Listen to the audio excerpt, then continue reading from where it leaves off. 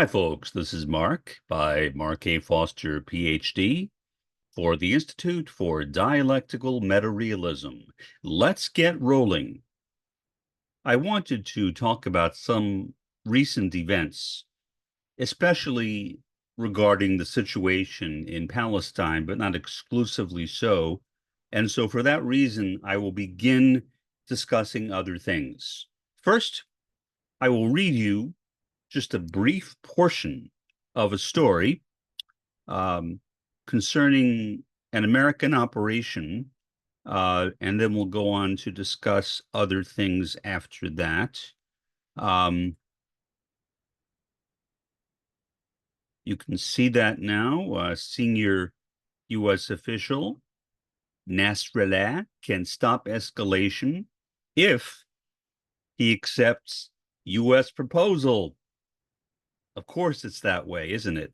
If, and it begins, a senior Israeli official tells the Ynet news site that Hezbollah leader Hassan Nasrallah can stop a descent into all-out war if he accepts an American proposal. The one who can stop the escalation is Nasrallah if he announces that he is willing to accept the U.S. framework, the official says. How many times can the article say the same thing? If not, we, meaning the Israeli government, are willing to go all the way. The U.S. has been pushing for a diplomatic solution to restore calm to the Israel-Lebanon border, and Special Envoy Amos Hochstein was in Israel for talks on Monday.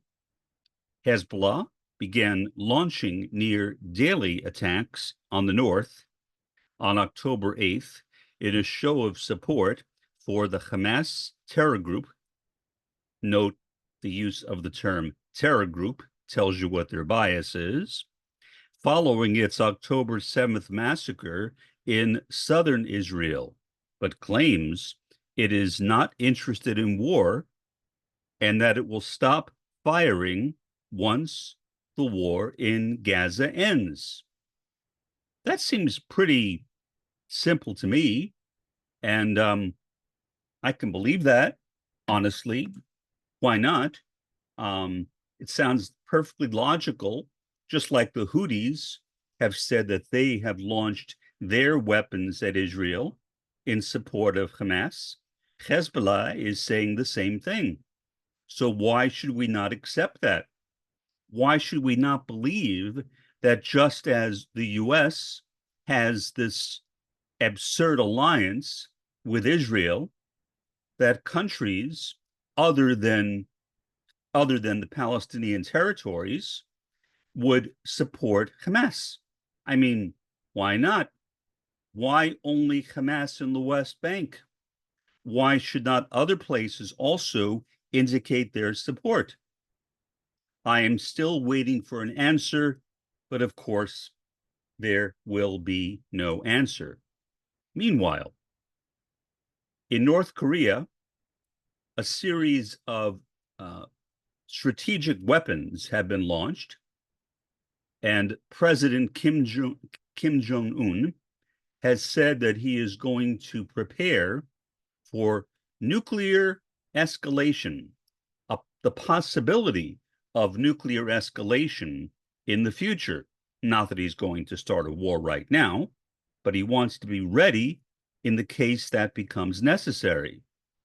At the same time, you find that the United States has just recently moved certain ships out of an area because it is afraid that Russia might attack them.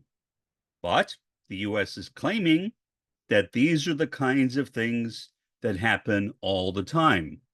Maybe they happen all the time. The world is in turmoil. I most likely did not need to tell you that. It is pretty obvious. I got home from the Olive Garden restaurant today, I like Olive Garden sometimes. The one here in Mission, Texas is pretty good. And my neighbor, David, who was a middle right conservative, not far right, he's not MAGA. He's 81 years old. He'll be 82 in February, the same month when I will turn 69.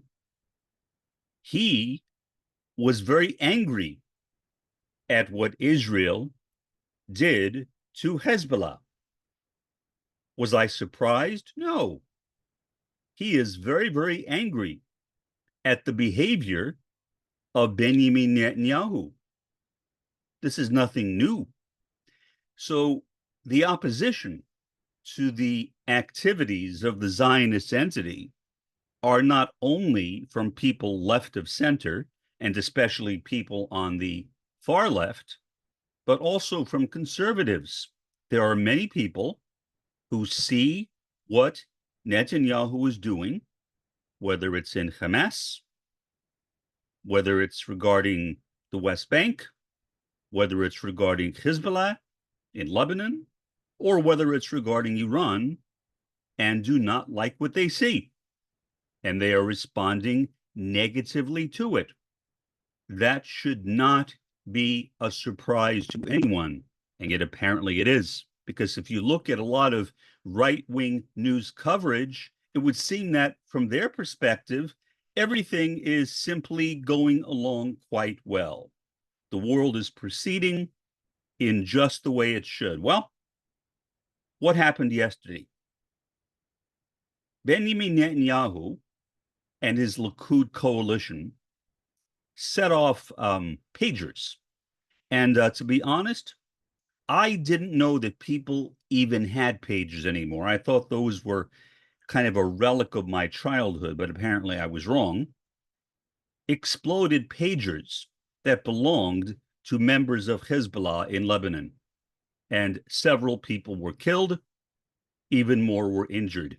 Today, the Israeli government, this time, set off explosions in walkie-talkies, again, belonging to Hezbollah, and again, more people were injured.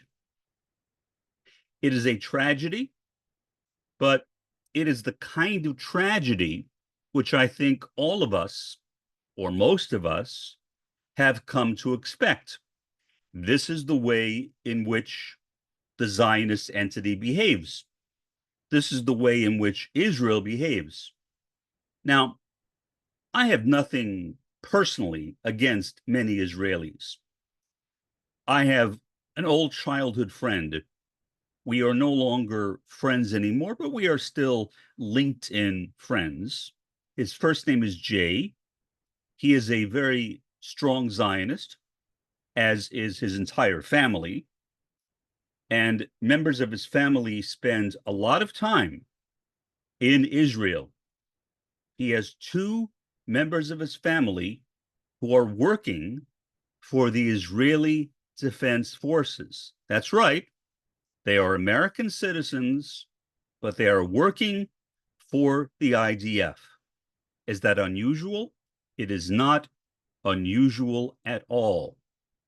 And I know that the sister of Jay and my sister have a kind of handshake agreement not to talk about that issue because it is apparently a very explosive issue between them. So I have nothing against them. Jay was always nice to me, well, almost always nice to me, except when he wanted to reverse brainwash or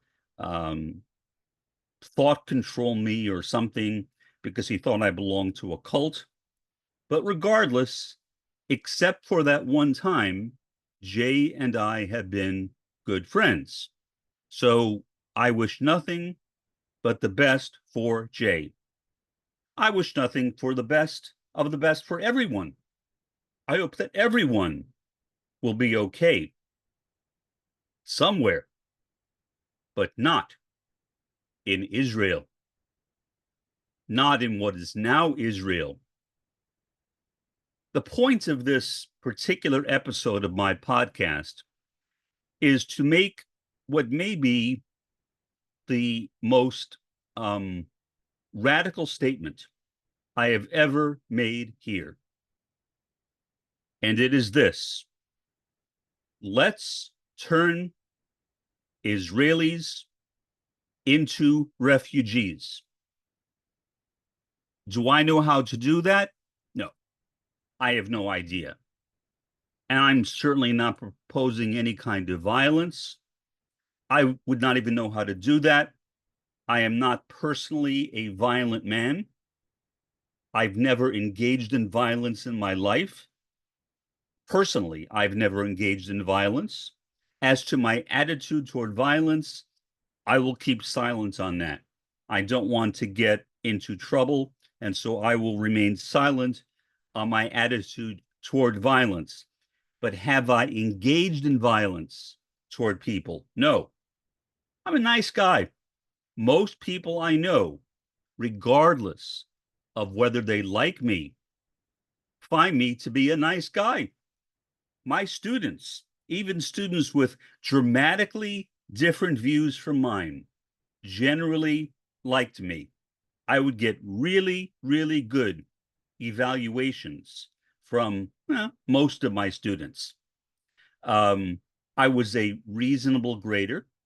I wasn't an easy grader, usually. I wasn't a very tough grader either. I guess I was somewhere in the middle, which is what I think most professors should do, grade somewhere in the middle, whatever somewhere in the middle is. I tried to do that during my career. So most people find me to be a friendly sort of person. And I think that I am. I think I am a friendly sort of person. I would not want to go out and commit harm toward anyone. But at the same time, I would like to see Israelis become refugees, whether voluntarily or involuntarily. How that would happen, I don't know. That does not mean I would like to harm anybody. You can make people refugees, I presume, without harming them. Israelis are people who moved into an area that was already occupied by an indigenous population. They stole the land with the permission of the United Nations. In fact, it was the United Nations which created Israel, which made Israel a reality. And given the time, just after the Nazi Holocaust, when 6 million Jews and millions of others perished in Nazi Germany under the Third Reich, one can understand why the United Nations did that and why the United States pushed the establishment of Israel over the line in the UN Security Council. It made sense at the time, but what Israel has done since that time has not made any sense at all. They have behaved toward the Palestinians much as the Nazis behaved toward them during World War II.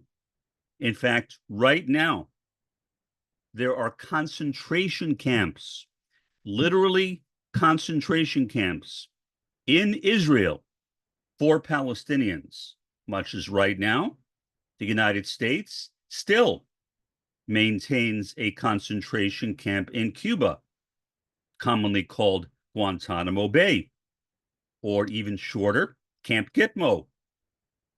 And so these kinds of travesties, these kinds of acts of inhumanity are pretty pervasive around the world.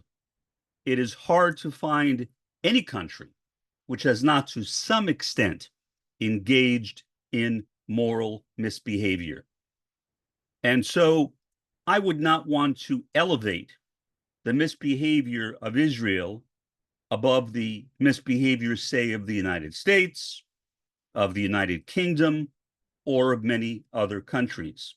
I mean, I know how the United States, even before it was the United States, treated Native Americans, how the United States treated Native Hawaiians, how the United States treated the Inuit peoples of Alaska. And so I can see this kind of misbehavior as a pretty ubiquitous or universal phenomenon. But right now, we see a war of Israel against Hezbollah.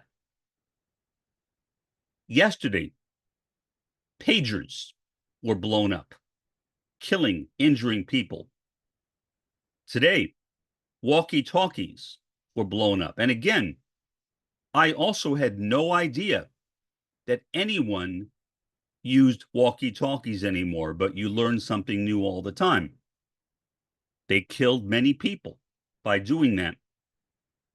And given that kind of behavior against the people of Lebanon, who, yes, are the indigenous people of Lebanon, they are the indigenous people of that country, whereas the Jews who live in Israel are not the indigenous population of Palestine.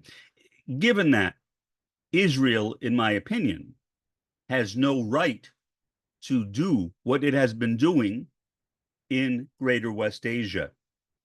And again, yesterday and today in Lebanon. Tomorrow, who knows where?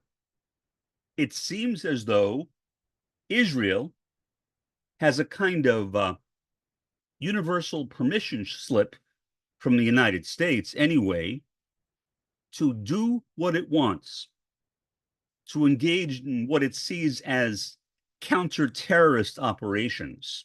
I would call them acts of state terrorism, but whatever, whenever it wants to do that. But imagine if people in Hamas, if people in Hezbollah, if the Houthis, if people in Iran did the same thing to Israel, what would be the attitude of Americans, of the US government, and of the Likud coalition to those activities? So there is a double standard. And in that double standard, Israel always seems to be given the benefit of the doubt. And to me, as somebody from an Ashkenazi Jewish family, albeit non-practicing, albeit non-kosher, from a non-kosher background, but I was still bar mitzvahed. Till this day, I do not know what movement I was bar mitzvahed into. I think it was Reform, but I might be mistaken. It might have been conservative. I have no idea, but I'm pretty sure it was a Reform temple. I've tried to find out, but that temple no longer exists. And I haven't really tried that hard, I guess, to find out what it was. So I was not raised in a religious family at all. But still, I am Ashkenazi.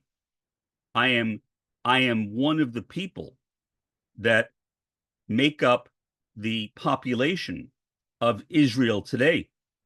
They are like my brothers and sisters or my cousins, whatever you want to call them. They are my kindred. And yet I see how they are behaving, calling Gazans Nazis? Calling Gazans Nazis. It is hard to imagine how people who were victims of the Holocaust could turn around and create a brand new Holocaust, a brand new act of genocide, if you prefer, on a population which had nothing whatsoever to do with the Holocaust by Adolf Hitler. And yet that is exactly what is happening right now. And so my point here is that the world right now seems to me, subjectively, to be in a state of unraveling. I have often called it the great unraveling. And I'm not claiming that this is anything new. I think this great unraveling has been going on for decades, since my childhood. But it seems to me to be getting much worse right now. And I can see a kind of juxtaposition between all of these different catastrophes and calamities in all of these different countries happening at the same time. And so what I wonder is, where are we? Where are we in the history of our world? What will happen to our world? And by our world, I don't mean the first world or the third world or the fourth world. I mean the earth. What will happen to our planet? Will we destroy ourselves? I don't know. I hope not, kind of. Sometimes I hope so, but usually I hope not. But one way I think that many of these problems can be eliminated is if Israelis voluntarily leave Israel. And so that is ultimately what I mean by refugees. Maybe refugees is not the right word. Maybe voluntary expatriates or something like that. People who were willing to pack up their stuff and move somewhere else. Maybe create a new country, a new Israel, say, if they want to call it that. They can call it whatever they want. Maybe buy an island somewhere. Maybe be given a large piece of land in some part of the United States. There is a lot of the United States that is federal land, that is unoccupied, which could easily be turned into a country with enough work. And so that is what I would like to see happen, for the population of Israelis to simply get up and leave. I'm not saying today, but I think indicate, well, yeah, we realize that we have outstayed our welcome and we are going to leave over the next, let's say, 10 years. But we will begin the process right now. And let us start by apologizing to you. That's not going to happen, of course. I'm not Pollyannish, but I would like to see it happen regardless. A good first step would be an apology. A good second step would be for Israelis to begin the process of exiting Palestine. And a good third step would be the formation of a new Palestine for the Palestinians. We are Bund. We are Bund. For the time being, this has been Mark by Mark A. Foster, Ph.D. for the Institute for Dialectical Meta-Realism. Have a pleasant day and an even better day tomorrow.